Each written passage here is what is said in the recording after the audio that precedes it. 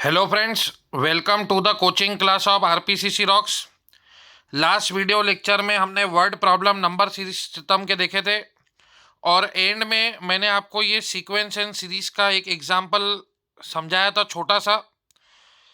उस समय आपको हैंग नहीं होना चाहिए, इसलिए मैंने ज़्यादा बातें नहीं बताई और मैंने कहा था कि मैं आपके साथ और बहुत सारी बातें नेक्स्ट वीडियो लेक्चर में करूँगा। तो फ्रेंड, हमको समझना है कि इस प्रकार की अगर सीरीज आती है तो इसको कैसे सॉल्व करेंगे। 1/1 × 2 +1/2 × 3 +1/3 × 4 ऐसे। तो हमने छोटा सा एग्जाम्पल लिया ताकि हम कंसेप्ट समझ में आए। तो पहले मैंने आपको बोला था इसको आप स्प्लिट कीजिए, डिवाइड कीजिए, सेपरेट कीजिए। तो इसको आपने स्प्लिट किया 1/1 -1/2। अब आप बोलेंगे मीनिंग चेंज नहीं हुआ क्या, तो आपने क्रॉस चेक करके देखा, इसको क्रॉस मल्टीप्लाई किया, ये 2 इधर गया, ये -1/1 × 2, तो 2 -1 1 ही था, तो ये 1/1 × 2 ही था। तो ये हमने क्रॉस चेक करके देखा। फिर ये 3 इधर गया, 3 -2 1/2 × 3, 4 -3 1 1/3 × 4। तो पहली स्टेप हमने स्प्लिट किया, फिर उसके बाद चेक किया कि भाई मीनिंग चेंज तो नहीं हो रहा। फिर उसके बाद हमने देखा ये -1/2 +1/2 का हैप्पी बर्थडे हो गए, -1/3 +1/3 हैप्पी बर्थडे हो गए। तो यहाँ पे first term and last term बचती है, तो 1/1 -1/4 बचता है। तो 4 - 1 क्रॉस मल्टीप्लाई करो तो इसका आंसर 3/4 आता है। तो ऐसे ही मैंने आपको ये एग्जाम्पल वर्कआउट करने के लिए दिया था। तो इसको हमने स्प्लिट किया 1/1 -1/2 +1/2 -1/3 +1/3 -1/4 ऐसे लेकर 1/9 -1/10। तो सब कट जाएगा, फर्स्ट एंड लास्ट टर्म बचेंगी। तो 1/1 -1/10, तो 10 - 1 9/10 इज द आंसर। तो पहले आपको स्प्लिट करना है टर्म्स को, फिर चेक करना है कि ओरिजिनल मीनिंग चेंज हो रहा कि नहीं, और उसके बाद first term and last term को सॉल्व करना है। उसी टाइप का और एक एग्जाम्पल है। तो पहली स्टेप क्या करेंगे, स्प्लिट। तो 1/1 -1/2, इसको सेपरेट करेंगे। 1/2 -1/3, जिसको नहीं समझा एक चांस और है, जिसको समझा है वो लोग ये गणित सेल्फ सॉल्व करो। 1/3 -1/4 ऐसे लेकर 1/99 -1/100। ओरिजिनल मीनिंग चेंज हुआ क्या, नहीं। 2 - 1 1 1/1 × 2, 3 - 2 1 1/2 × 3, 4 - 3 1/3 × 4 ऐसे बराबर है। फिर ये 1/2 1/2 1/3 1/3 1/4 सब कट जाता, फर्स्ट एंड लास्ट टर्म बचती। फर्स्ट टर्म कौन सी है, 1/1 -1/100। तो ये क्रॉस मल्टीप्लाई करो, 100 -1/1 × 100, तो इसका आंसर आ जाएगा 99/100। ठीक है। फिर ये उसी प्रकार का सीक्वेंस है, आप देख सकते हैं ये उसी प्रकार का सीक्वेंस है।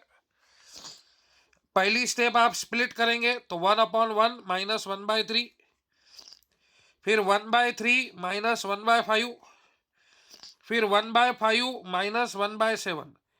पहले इतनी सी टर्म सॉल्व करके देखो, बाद में अपन बड़े के लिए सॉल्व करेंगे। तो अब यहां देखेंगे तो मीनिंग चेंज हो रहा, 3 - 1 2/3 आ रहा, इधर 2/3 नहीं था। देखो यहां चेक करो, 3 -1/1 × 3, तो ये 3 - 1 2 आ रहा, इधर न्यूमरेटर में 2 है क्या, नहीं। तो अपन क्या करेंगे, मीनिंग चेंज नहीं होना चाहिए करके बाहर 1/2 देंगे। तो मीनिंग चेंज नहीं होगा करके हम बाहर 1/2 देखेंगे। देखो 3 - 1 2 2/3, 5 - 3 2/3 × 5, और ये 7 - 5 2 2/5 × 7, सब जगह न्यूमरेटर में 2 2 आ रहा। देखो यहाँ पे क्या हो रहा, ये 5 - 3 2/3 × 5, 7 - 5 2/5 × 7। तो फर्क क्या हो गया, 2 2 2 2, ये ज्यादा का आ रहा, इसलिए मीनिंग चेंज नहीं होना चाहिए करके मैंने बाहर 1/2 की एडजस्टमेंट की। अब मीनिंग चेंज हुआ क्या, नहीं। 2 2 का हैप्पी बर्थडे हो गया, मीनिंग चेंज नहीं हुआ। तो इसीलिए कभी भी प्रॉब्लम को छोटे टर्म के लिए पहले सॉल्व करके देखना। तो ये 1/2 बाहर रहेगा, फिर वही बाकी सब टर्म कट जाएंगी, तो फर्स्ट टर्म 1/1 बचेंगी और लास्ट टर्म 1/7 है, समझो। अभी अपन ने छोटे लेवल के लिए एग्जाम्पल लिया, तो 7 - 1 बोले तो 6/7, तो 2 1 जा 3 जा, आंसर 3/7। तो ऐसे ही अब ये सॉल्व करेंगे अपन। पहली टर्म इसको स्प्लिट करेंगे 1/1 माइनस 1/3, फिर 1/3 माइनस 1/5, फिर 1/5 माइनस 1/7, फिर प्लस सो ऑन। तो 1/99 माइनस 1/101, सॉरी 101। ठीक है। फिर हमने देखा कि एक 2 का एडजस्टमेंट करना पड़ रहा, 3 - 1 2, 2/3 हो रहा। ये भी 2/3 इंटू 5, ये भी 2 तो मीनिंग चेंज नहीं होना चाहिए करके बाहर 1/2 दे दिया। अब अपने को पता है first term minus last term 1/101, तो 101 क्रॉस मल्टीप्लाई करो, 101 माइनस 1 100/101, 2 1 जा 50 जा, तो इसका आंसर आ जाएगा 50/101। तो पहली स्टेप अपन ने स्प्लिट किया 1/1 माइनस 1/3, 1/3। एक्चुअली देखेंगे ना तो इन दोनों में गैप 2 का है। देखो इससे पहले जो प्रॉब्लम देखा उसमें गैप 1 का था, 2 - 1 1, 3 - 2 1, 4 - 3 1, इसलिए कुछ करने की जरूरत नहीं। इसमें 2 का गैप है, 3 - 1 2, 5 - 3 2, 7 - 5 2, इसलिए 1/2 लिखा। अगर समझो 3 का गैप होता था 1 इंटू 4, 4 - 1 3, तो बाहर 1/3 लिखते थे। ठीक है। तो जितने का डिफरेंस है उतने को बाहर लिखना पड़ता बस, बाकी वही है first term minus last term. अब देखो ये भी एक एग्जांपल आया था पेपर में, बहुत लोगों को नहीं जमा, तो वीडियो को पॉज करके पहले आप कोशिश करो इसको सॉल्व करने की। ये भी फ्रेंड्स बहुत मजेदार एग्जांपल है, बहुत लोगों को ये एग्जांपल नहीं जमता है, इंटरेस्टिंग क्वेश्चन है। लेकिन इसको देख के एक फीलिंग जगने को ना, क्या a² minus b², a² - b² क्या होता है दोस्तों, a minus b a plus b. ये 2², 1 को लिख सकते 1², तो 2 - 1 2 + 1। जरूर इसको देखते से ये फीलिंग आनी चाहिए। तो 2 - 1 2 + 1, a² माइनस b² लगा रहे, 4 - 1 4 + 1, 6 - 1 6 + 1, और वैसे ही 100 - 1 100 + 1। तो अगर आप देखेंगे तो 2 - 1 1, 2 + 1 3, ये लास्ट प्रॉब्लम बन गया। 4 - 1 3, 4 + 1 5, 6 - 1 5, 6 + 1 7, तो ये आपका लास्ट क्वेश्चन बन गया 99 इंटू 101। कितने का गैप है, 2 का, तो बाहर 1/2 ले लो और स्प्लिट कर दो, 1/1 माइनस 1/3, 1/3 माइनस 1/5, 1/5 माइनस 1/7, ऐसे सो ऑन, 1/99 माइनस 1/101, सॉरी 101। तो ये सब कट जाएगा, फर्स्ट टर्म और लास्ट टर्म बचती है। इसको सॉल्व करेंगे, ये क्रॉस मल्टीप्लाई होगा 101 माइनस 1/1 इंटू 101, तो 101 माइनस 1 हो जाएगा 100, और ये 101, 2 1 जा, ये 50 जा, सेम आंसर। मतलब क्वेश्चन घुमा के पूछ डाला। यहां पे वही इंसान जीतेगा जिसको ये लॉजिक लगेगा, a² माइनस b² होता है a minus b a plus b. तो ये लॉजिक, ये बल्ब आपका जगना चाहिए फ्रेंड्स। ये भी एक इंटरेस्टिंग क्वेश्चन है, देख सकते हैं आप। जब ये क्वेश्चन एग्जाम में पूछा गया तो बहुत लोगों को नहीं आया। The sum of 2 number is 9, मतलब 2 नंबर है उसका सम आपको 9 दिया है। तो आपको पता है हम ऐसे प्रॉब्लम में क्या करते हैं, अज्यूम करते हैं let x and y be the 2 numbers. तो इन 2 नंबर्स का जो सम है ये 9 है, तो x प्लस वाई की वैल्यू 9 है, ये इन्होंने हमको दिया है। The sum of 2 number is 9, तो अज्यूम कर रहे हैं let x and y are the 2 numbers और उसका सम 9 है। अब देखिए ये लाइन लोगों को समझती नहीं, अपने लोगों का अंग्रेजी कमजोर है ना, ये लाइन नहीं समझती। The sum of the inversion is 1/2। Inverse आप समझते होंगे, 2 का इनवर्स 1/2, तो x का इनवर्स होता है 1/x और y का इनवर्स होता है 1/y। The sum of inversion, ये 2 नंबर के सम की इनवर्जन है 1/2। The sum of inversion is 1/2। तो अब इसको आप क्रॉस मल्टीप्लाई कीजिए, ये y plus x upon x y, ये 1/2। तो x प्लस वाई बोलो या y प्लस एक्स बोलो एक ही बात है। 2+3 बोलो या 3+2 बोलो, 5 होता। तो x प्लस वाई की वैल्यू आपको 9 मालूम है, ठीक है। तो ये 2 इधर आ जाएगा, तो 9 इंटू 2 18, 1 इंटू एक्स वाई, तो एक्स वाई की वैल्यू 18 आ गई, ठीक है। तो वो पूछ रहा है कि सम ऑफ टू नंबर 9 है और इन्वर्जन 1/2 है, तो वन ऑफ देम नंबर कौन सा होगा। तो आपको फार्मूला मालूम है, ऑलरेडी बता चुका हूं इससे पहले, आज फिर से बता रहा हूं। ये फार्मूला आपको कई बार बता चुका हूं, sum square minus difference square is equal to 4 time x y. ये फार्मूला आपको दे चुका हूं मैं। म्हणजे एक्स प्लस वाई का whole square minus x minus y का whole square is equal to 4xy। तो एक्स प्लस वाई का होल स्क्वायर, आपको एक्स प्लस वाई की वैल्यू 9 पता है, तो 9 का स्क्वायर 81, और 4 इंटू एक्स वाई मतलब एक्स वाई की वैल्यू 18 मालूम है। तो ये माइनस की टर्म इक्वल टू के इधर जाके प्लस हो जाएंगी, और ये प्लस की टर्म इधर आके माइनस। 18 इंटू 4 18 का डबल 36, 36 का डबल 72, ये माइनस की टर्म उधर जाके प्लस हो जाएंगी। तो ये 81 माइनस 72 होता है 9। अब इसका स्क्वायर रूट ले लीजिए, तो x माइनस वाई की वैल्यू हो गई 3। अब इन दोनों को आप साइमल्टेनियस सॉल्व कीजिए, तो x plus x 2x, 9 plus 3 हो गया 12, तो x की वैल्यू आ गई 6। अब x की वैल्यू 6 इसमें रख दिया, तो y की वैल्यू आ जाएंगी 3। तो देखिए ऑप्शन में 6 या 3 में से कोई अवेलेबल है क्या। यस 6 अवेलेबल है, तो इसका आंसर 6 हो गया। तो सम ऑफ टू नंबर दिया था और sum of inversion of two number. तो सम ऑफ इन्वर्जन जब भी शब्द आएगा तो आपको ऐसा लेना है 1/x प्लस 1/y। क्यों, क्योंकि इनवर्स, जैसे अगर 2 नंबर है तो इसका इनवर्स 1/2, 3 नंबर है तो उसका इनवर्स 1/3, तो x का इनवर्स 1/x और y का इनवर्स 1/y।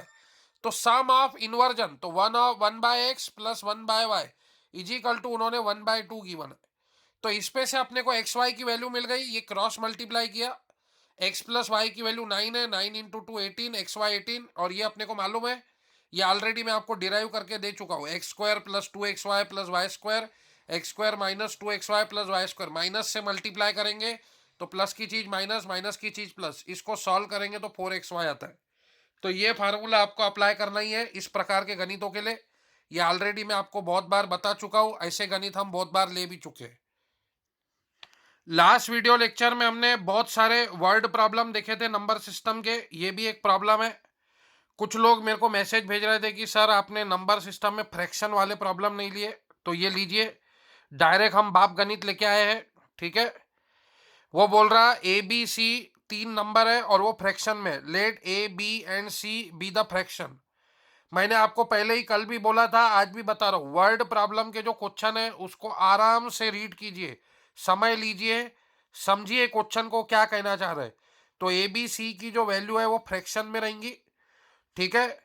उसमें से सी जो है वो बड़ा है बी से, और बी बड़ा है ए से, मतलब ए छोटा है, ए से बड़ा बी है, बी से बड़ा सी है, ठीक है। सी की वैल्यू बड़ी रहेंगी, उससे छोटी बी रहेंगी, उससे छोटा ए रहेगा।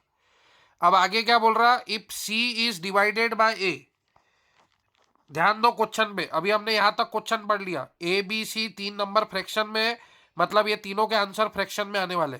आगे क्या बोल रहा कि वो सच बोल रहा, सच दैट, वो सच बोल रहा कि ए छोटू है बी से, बी छोटू है सी से, ठीक है। आगे ये आंसर चेक करने के लिए, फिर if c is divided by ए, अगर सी को डिवाइड किया ए से तो उसका आंसर 5/2 आता है, ठीक है। If c is divided by a then the result is 5/2। फिर विच एक्सिड्स, विच, देखिए इसके आगे कंटिन्यू है लाइन, विच एक्सिड्स बी बाय 7/4, ठीक है। ये लाइन का अर्थ आपको समझ में आना जरूरी है।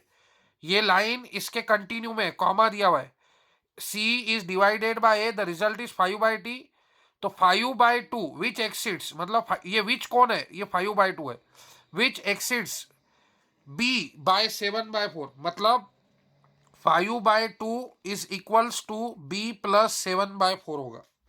ये लाइन का मीनिंग ये है। इंग्लिश कुछ कुछ आना बहुत जरूरी है। देखो क्या बोल रहा है, c is divided by a, the result is 5/2।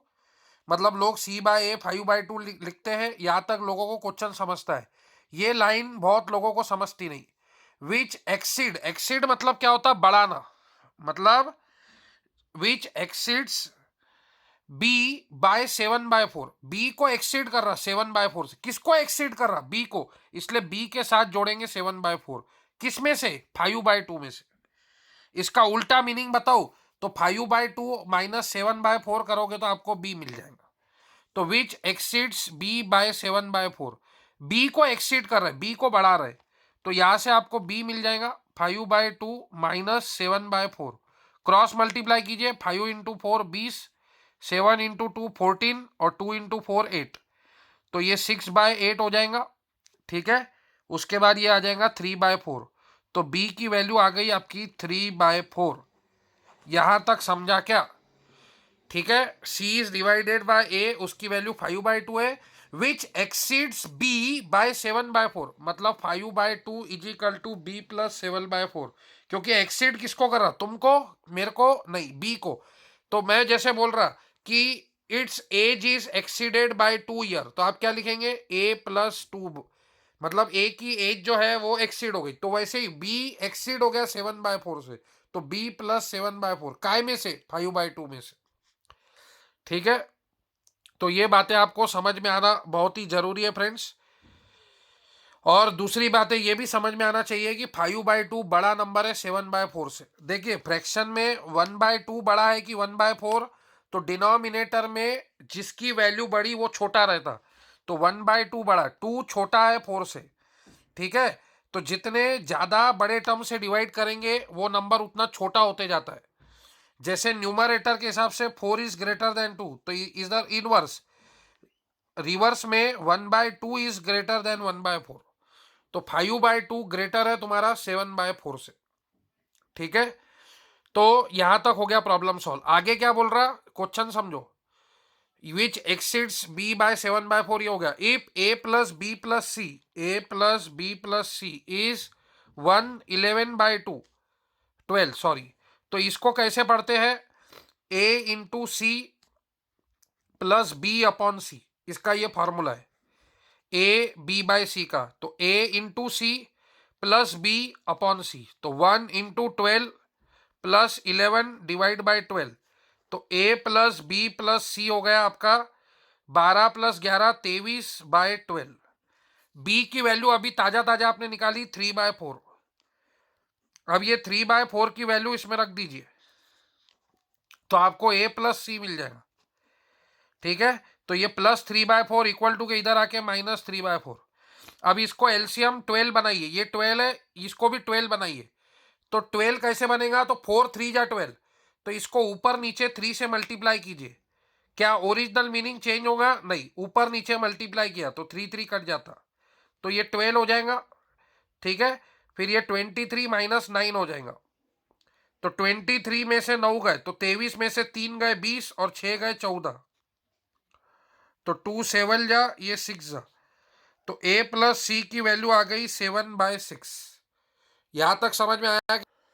तो ए प्लस सी की वैल्यू आ गई आपकी 7/6। ठीक है, तो उसने क्वेश्चन में क्या बोला है कि सी माइनस ए इक्वल टू, तो उसने क्वेश्चन में सी माइनस ए की वैल्यू पूछी है।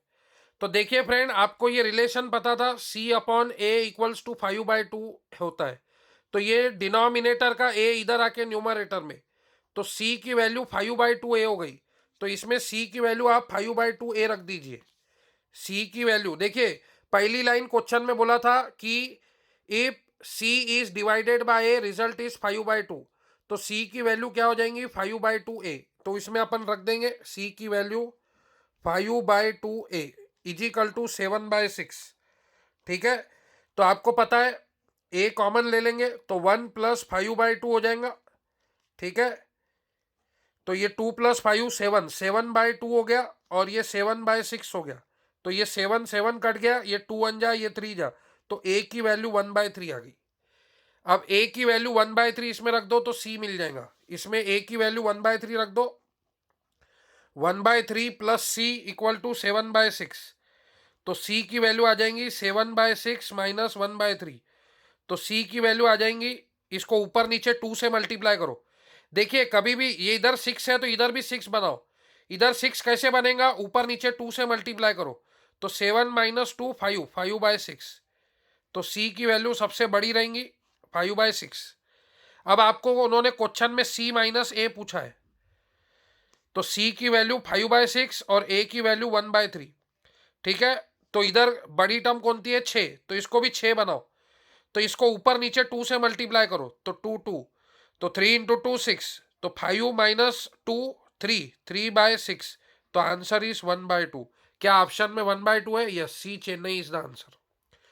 तो ये बहुत ही बाप क्वेश्चन है नंबर सिस्टम का फ्रेंड। जब इस प्रकार के क्वेश्चन एग्जाम में आते हैं तो बहुत सारे लोग हैंग हो जाते हैं और सॉल्व नहीं कर पाते। एक बार मैं फिर से रिपीट करता हूं, वो क्वेश्चन में बोल रहा है कि A B C 3 answer fraction में आने वाले हैं। सी का आंसर ग्रेटर रहेगा बी से, बी का आंसर ग्रेटर रहेगा ए से। मतलब सी बड़ा, उससे छोटा बी, उससे छोटा ए आएगा। उसके बाद उन्होंने बोला कि सी अपॉन ए की जो वैल्यू है वो 5/2 है। इसको इक्वेशन 1 दे दिया, कभी ना कभी इसका काम पड़ेगा। आगे उसने बोला कि विच एक्सीड्स बी बाय 7/4। तो 5/2 equals to b plus 7/4। B की वैल्यू 7/4 से एक्सीड कर दी गई है, तो इस इक्वेशन से बी मिल गया 3/4। ठीक है, अब ए प्लस बी प्लस सी की वैल्यू 1 11/2, मतलब ऐसे फॉर्म में दिए ए बी बाय सी। तो इसको, तो इस टर्म को सॉल्व कैसे करते हैं, तो a into c plus b upon c. तो ए इंटू सी करो प्लस बी ऐड करो फिर अपॉन में सी। तो 1 इंटू 12, 12, 12 प्लस 11, 23/12। तो ये 23/12 हो जाएगा। इसमें से b की वैल्यू हम लोग निकाल चुके हैं, 3/4 वो रख दिया। तो a प्लस सी हमारे को मिल जाएगा। अब ये सॉल्व कैसे करते हैं, तो इसको कैल्सी अलाउड नहीं है, कैल्सी से नहीं करना है, ये दोनों का डिनोमिनेटर सेम करना है। जैसे a/2 माइनस b/2, तो a माइनस b/2 होता। तो इधर 12 है तो इधर भी 12 बनाओ। कैसे, ऊपर नीचे 3 से मल्टीप्लाई करो। तो 3 इंटू 3 9, 4 इंटू 3 12। जब भी न्यूमरेटर और डिनोमिनेटर में मल्टीप्लाई करते तो मीनिंग चेंज नहीं होता। जैसे 1/2 है, ऊपर नीचे 3 से मल्टीप्लाई करो। तो 1 इंटू 3 3, 2 इंटू 3 6, मीनिंग चेंज नहीं हुआ। 3 1 जा, 3 2 जा, वही हुआ। ठीक है, तो ऊपर नीचे हमने इसको 3 से मल्टीप्लाई किया तो 23 में से 9 गया। ठीक है, तो हो गया 14, 14/12। तो 2 7 जा 14, 23 माइनस 9 14, और 2 6 जा 12। तो a प्लस सी की वैल्यू 7/6 आ गई। अब शुरुआत में हमारे पास रिलेशन था c अपॉन ए 5/2। तो इस रिलेशन पे से c की वैल्यू मैंने 5/2 a निकाली। ठीक है, तो c की वैल्यू इधर 5/2 a रख दी। फिर a कॉमन लिया तो 1 प्लस 5/2 7/2, 7 7 कट गया, 2 1 जा 3। तो a की वैल्यू 1/3 आ गई। फिर a की वैल्यू 1/3 मैंने ये रिलेशन में रख दी, a प्लस सी 7/6 में। तो इसमें से मेरे को c मिल गया 5/6। क्वेश्चन में मेरे को पूछा है what is the value of c minus a. तो c की वैल्यू 5/6 और a की वैल्यू 1/3। 5/6 माइनस 1/3 किया तो आंसर आ गया 1/2। इसको ऊपर नीचे 2 से मल्टीप्लाई किया तो 5 माइनस 2 3, 3/6 बोले तो 1/2। तो c माइनस ए की वैल्यू 1/2 आ गई। तो बहुत ही बाप क्वेश्चन था, चैलेंजिंग क्वेश्चन था। जब भी ऐसे क्वेश्चन एग्जाम में आते हैं तो बहुत लोग फेल हो जाते हैं और सॉल्व नहीं कर पाते। तो बहुत ही इंटरेस्टिंग क्वेश्चन है। पहले आप 2-4 बार क्वेश्चन को रीड कीजिए, समझिए और सॉल्व कीजिए। ठीक है फ्रेंड्स, उम्मीद है आपको समझ में आया होगा। नहीं समझाऊंगा तो आप कॉल करके डिफिकल्टी में भी ये क्वेश्चन पूछ सकते हैं। तो ऐसे क्वेश्चन जब तक आप सॉल्व नहीं करेंगे नंबर सिस्टम के, तब तक आपकी लेवल नहीं बनेगी। ये बहुत ही चैलेंजिंग और बाप क्वेश्चन है और बहुत बार एग्जाम में आए हुए हैं। तो बहुत सारी कॉम्पिटिटिव एग्जाम में ये क्वेश्चन पूछा गया है, बैंकिंग के, चाहे कैट के, चाहे गेट के, ऐसे बहुत एग्जामों में ये क्वेश्चन आया हुआ है। तो इसलिए मैंने यहाँ पे वेरी वेरी वेरी IMP लिखा हुआ है। अब एक और बाप क्वेश्चन है। एक नंबर आपके सामने गिवन है 3 4 2 2 1 3 PQ। ठीक है, इज डिविजिबल बाय 99। आपको पता है 99 जो है वो एक कंपोजिट नंबर है। वो काय से बनता है, 11 और 9 से। 11 इंटू 9 99। अगर ये नंबर 11 से भी डिविजिबल है और 9 से भी डिविजिबल है, इसका मतलब ये कंप्लीट नंबर आपका 99 से डिविजिबल है। तो आपको P और Q की वैल्यू निकालनी है। तो आप लोगों को 9 की डिविजिबिलिटी टेस्ट पता है, सम ऑफ डिजिट। तो सम ऑफ डिजिट आप करेंगे 3 + 4 7 + 2 9 + 2 11 + 2 13 + 1 14 + 3 17 + p + q। अब आपको पता है ये सबका जो सम है ये 17 आ रहा है, ठीक है। तो 17 + p + q हो रहा है। तो अब आपको पता है 9 का टेबल, 9 1 जा 9, 9 2 जा 18। तो मतलब p की वैल्यू आधा और q की वैल्यू आधा, लेकिन डिजिट की वैल्यू कभी भी पॉइंट में नहीं रहती। ये जो डिजिट है ये नेचुरल नंबर रहेंगे, ये इसकी वैल्यू 1 से 9 के बीच में कुछ भी हो सकती है। तो यहां पे आप ऐसा नहीं रख सकते p की वैल्यू हाफ और q की वैल्यू हाफ। तो फिर 18 के बाद आता है 27, मतलब 17 + 10 जो है वो 27 होता है। मतलब p + q की वैल्यू 10 आने को ना दोस्तों, p + q 10 होएगा तो 17 + 10 कितना होगा, 27। क्या वो 9 से डिविजिबल है? यस, 9 3 जा 27। तो एक इक्वेशन आपको 9 के डिविजिबिलिटी टेस्ट से मिला। दूसरा इक्वेशन आपको 11 के डिविजिबिलिटी टेस्ट से मिलेगा। 11 की डिविजिबिलिटी टेस्ट है sum of place of odd digit, sum of place of odd digit minus sum of place of even digit is equal to 0 आना चाहिए या मल्टीपल ऑफ 11 आना चाहिए। तो sum of place of odd digit 3 + 2 5, 5 + 2 7, 7 + 3 10, 10 + q। ये odd digit है, 1 3 5 7 odd place वाले digit है।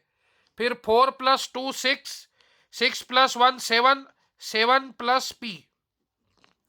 ये एक तो 0 आना चाहिए, नहीं तो मल्टीपल ऑफ 11। तो 10 - 7 हो गया 3, फिर ये q हो गया और ये -p हो गया, ठीक है। अगर यहाँ पे मैं 0 लिखूंगा, यहाँ पे दो आंसर आ सकते हैं, एक तो 0 और मल्टीपल ऑफ 11।